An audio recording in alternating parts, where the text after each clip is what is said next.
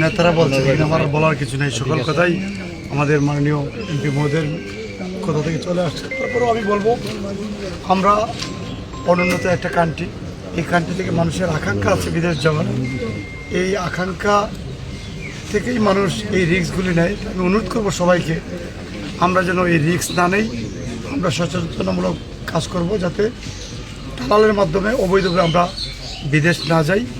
এই বিষয়টাকে উৎসাহিত করতে হবে। আমরা সকল বিষয়ে, সকল অ্যাক্টিভিটিসের মধ্যে এই বিষয়টা আমরা প্রচার করতে হবে, যে দালালের মাধ্যমে কেউ না যায়।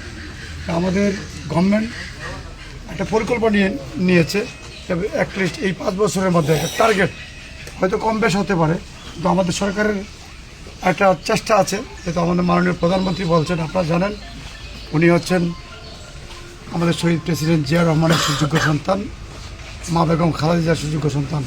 কথার কাজে মিল রাখার সর্বোচ্চ চেষ্টা করেন উনি। যেহেতু বলেছেন, আমাদের বিশ্বাস, এবং আমি দেখছি আমাদের আপামর জনগণও বিশ্বাস করে, আমাদের প্রিয় নেতা যা বলেন তা করেন। আমার বিশ্বাস উনি ওটা করবেন। এটার জন্য সবাই ধৈর্য ধরতে হবে। আমরা একসাথে এই দেশটাকে এগিয়ে নেওয়ার জন্য সকলে মিলে কাজ করতে হবে। সাংবাদিক ভাইরা যারা আছেন, সাধারণ জনগণ যারা আছেন, সকলে মিলে আমাদের এই দেশকে এগিয়ে নেওয়ার জন্য ঐক্যবদ্ধভাবে কাজ করতে হবে। ধন্যবাদ সবাই।